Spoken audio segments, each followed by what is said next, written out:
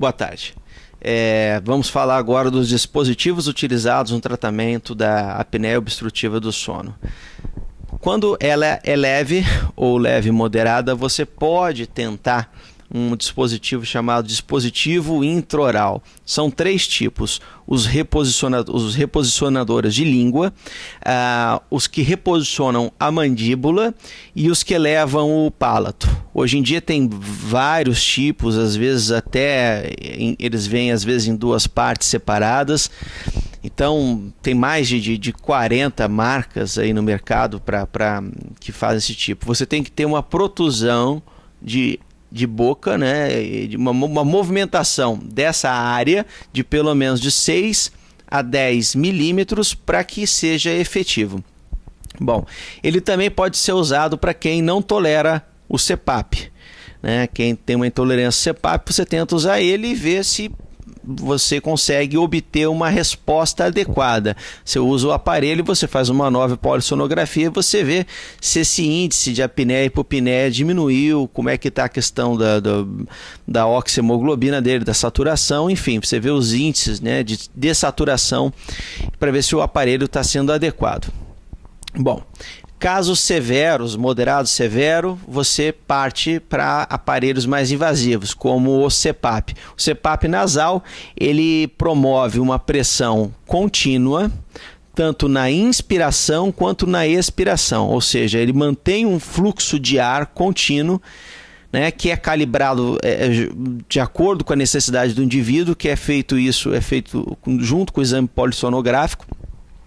O CPAP ele aumenta o espaço faríngeo, né? Ele aumenta a área retropalatal e retroglótica, ou seja, ele aumenta esse espaço, ele aumenta o espaço lateral da faringe também, diminuindo a parede da faringe, sendo usado de forma contínua.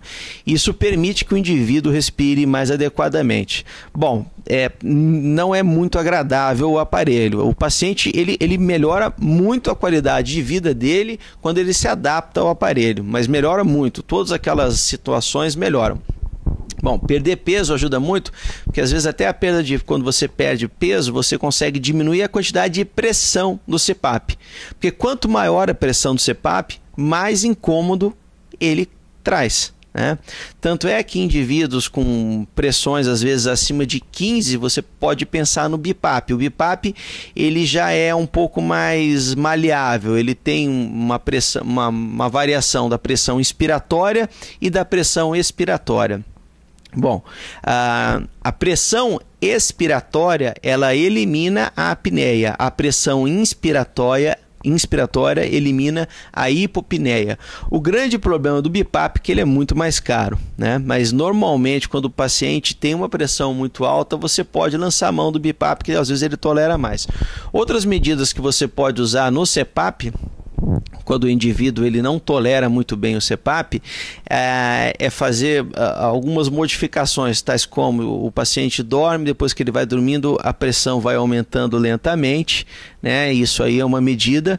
A outra é uma regulagem na pressão de expiração, ou seja, ele tem uma diminuição da pressão de expiração, mas fizeram alguns estudos e demonstraram que isso aí também não aumenta muito a taxa de uso do CPAP. Então o grande problema aí no tratamento é na baixa aderência ao uso do aparelho. Bom, os aparelhos atuais eles conseguem demonstrar se a pessoa usou ou não através de algumas medidas de tempo de uso, né, e de tempo que a pessoa dormiu. Bom, então o médico ele consegue avaliar mais de perto, né, se o indivíduo está usando ou não.